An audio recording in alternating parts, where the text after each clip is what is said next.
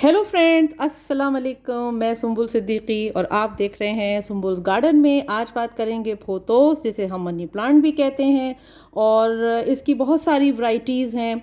आज ये वाली वैरायटी मैं लेकर आई थी पौधों की, जो एग्जीबिशन हुई थी डिफेंस में हर साल होती है, वहाँ से मैं 2 साल पहले लेके आई थी। बहुत छोटा सा था और अब ये देखिए आपके सामने है। अभी भी मैं इसकी चूँकि साफ़ सफाई करती रहती हूँ, पेस्ट अटैक कभी हो जाता है तो इसके पत्तों की प्रूनिंग, कटिंग, डेड हेडिंग, तो उससे भी ये बहुत कम हो गई है। हालांकि ये कम से कम लास्ट मंथ जो थी वो 20-25 पत्ते मैंने इसके कटिंग कर दिए थे। तो ये चलता रहता है गार्डनिंग में, साफ़ सफाई तो बहुत ज़रूरी है। मॉस स्टिक जो आप देख रहे हैं ये जूट की बनी हुई है। मैं सारी स्टिक्स अपने हाथ से ख़ुद तैयार करती हूँ, ख़ुद बनाती हूँ। शौक़ भी है और मज़ा भी बहुत आता है गार्डनिंग में नई नई चीज़ें करने का। तो ये जूट की जो है ये बहुत अच्छी रहती है, बहुत लाइट रहती है।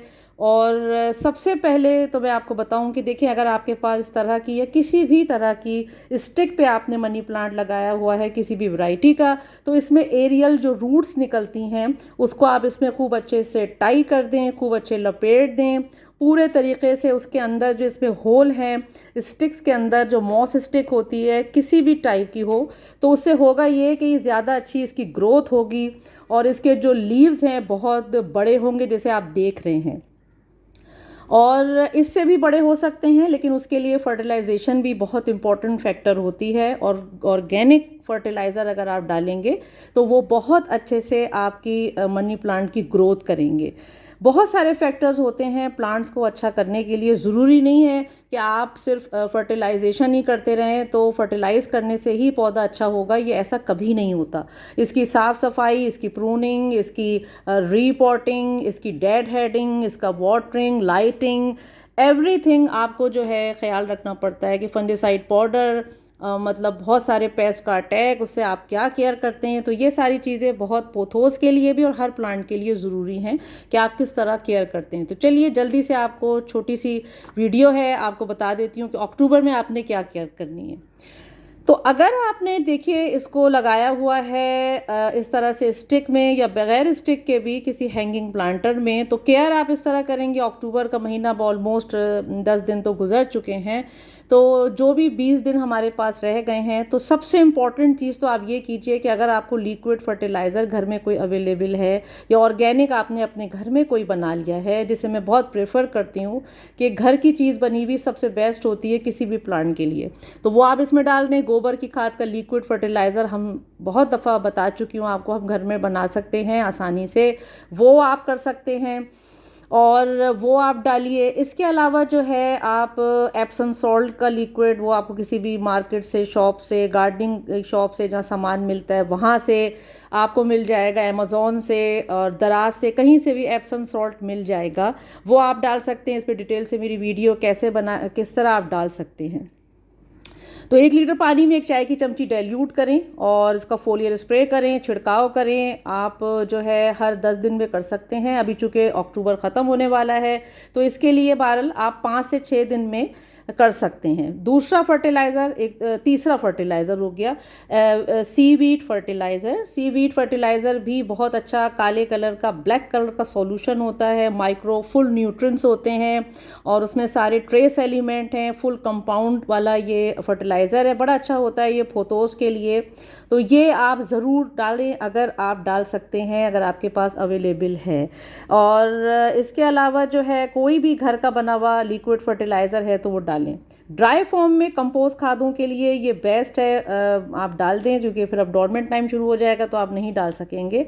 तो इसलिए आप जल्दी से ये करें कि अगर आप अमेज़ॉन से या दराज से नहीं मिल रहा, तो आप सबसे अच्छा ये कि वर्मी कंपोस्ट डाल दें। वर्मी कंपोस्ट बहुत अच्छी कचुओं की खाद है, ब्लैक गोल्ड इसको कहते हैं, बड़ी अच्छी खाद होती है पोथोस के लिए।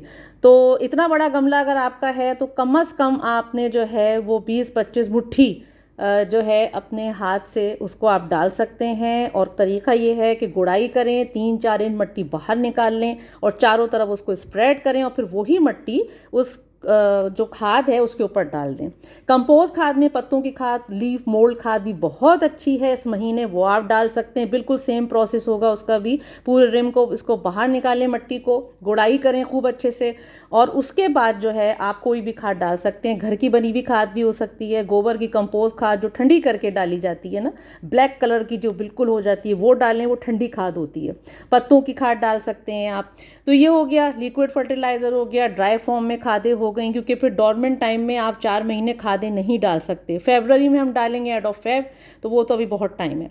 इसके अलावा वाटरिंग इसको बिल्कुल भी आप ज़्यादा नहीं करेंगे, 10 से 12 दिन में एक दफ़ा वाटर डालें, इसको पानी डालें। ये वाटर लवर प्लांट नहीं है, किसी भी मनी प्लांट में हम ज़्यादा पानी नहीं डालते। तो आपने बहुत एहतियात के साथ बहुत केयर करनी है इसकी। अक्टूबर का महीना बहुत गर्म चूँकि होता है, तो इसलिए आपने उसको जो सन है, सन एक्सपोजर से इसको बचाना है, और पानी का बहुत ख्याल रखना है कि ओवर वाटरिंग नहीं करनी। इसकी जो मट्टी है वो प्लीज़ ख्याल रखिए कि मॉइस्चर इसमें कायम होना चाहिए, रहना चाहिए, लेकिन मॉइस्चर के साथ साथ इसको सॉगी नहीं बनाना। कीचड़ पानी वाला नहीं होना चाहिए कि ख़राब हो, बिल्कुल लसड़ा हुआ पानी हर वक्त ठहरा रहे। वाटर लॉगिंग नहीं होनी चाहिए ना। तो डिग होल जो इसका सुराख होता है, तो उसमें ठिगरी सही रखी हुई होनी चाहिए। ये बहुत ही इंपॉर्टेंट चीज़ है जो लोग भूल जाते हैं। मेरी सारी मनी प्लांट में सबसे आप देखें इतनी लश ग्रीन क्यों है, क्योंकि ये छोटी छोटी चीज़ों का मैं ख्याल रखती हूँ। बहुत ज़्यादा इसको फर्टिलाइज़र की ज़रूरत नहीं है, मनी प्लांट को कभी भी नहीं होती। डालना ज़रूरी है क्योंकि ज़ाहिर है ज़रूरी है, हम डालते हैं खादें, लेकिन एक्सट्रीम पे खादों को ये लाइक नहीं करता। आप इस तरह भी इसकी केयर कर सकते हैं कि सिर्फ केयर करें जिन चीज़ों का मैं आपको बता रही हूँ।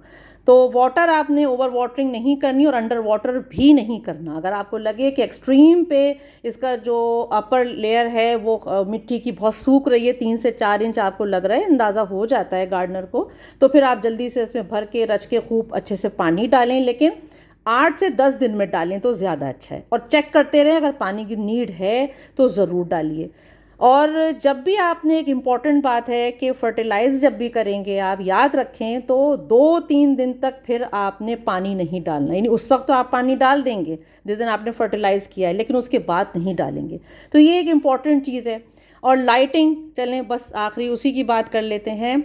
लाइटिंग जो है इसको डेपल लाइट, ग्रीन नेट और इनडायरेक्ट ब्राइट लाइट आती हैं। बहुत ज़्यादा सूरज की तेज़ जो हवाएं हैं, धूप है, उससे इसको बचाएं। अक्टूबर का बड़ा लू वाला महीना होता है, तो उससे आपने लाजमी तौर से इसको बचाना है। इसको इनडायरेक्ट सन में रखें और कवर्ड एरिया हो, लेकिन ब्राइट सूरज की ब्राइट लाइट आनी चाहिए। डेपल लाइट जिसे हम कहते हैं ना, छन के जैसे लाइट आती है दूर से, तो वो आप करें। पेस्ट अगर हो गया है तो मेरी डिटेल से वीडियो है, प्लीज़ ज़रूर देखिएगा, मैं ऊपर उसका लिंक दे रही हूँ। नीम ऑयल पे डिटेल से मैंने वीडियो बनाई है। 1 लीटर नीम गुनगुने पानी में आपने 1 चाय की चमची डाइल्यूट करें और इसको फोलियर स्प्रे करें वंस अ मंथ, ठीक है।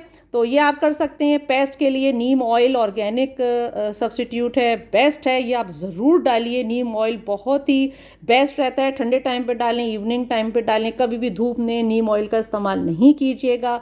और कोई अच्छा फंजीसाइड अगर आपके पास पाउडर है तो वो भी आप इसकी मीडियम सॉइल में डाल सकते हैं। जिस वक्त हम इसका मीडियम सॉइल तैयार करते हैं उस वक्त आप कोई अच्छी बेस्ट कंपनी का ले लें, वो मिल जाता है दराज स्टोर पे भी, तो वो आप ले सकते हैं। तो चलिए मैं चलती हूँ। अल्लाह हाफिज़, टेक केयर, बाय बाय।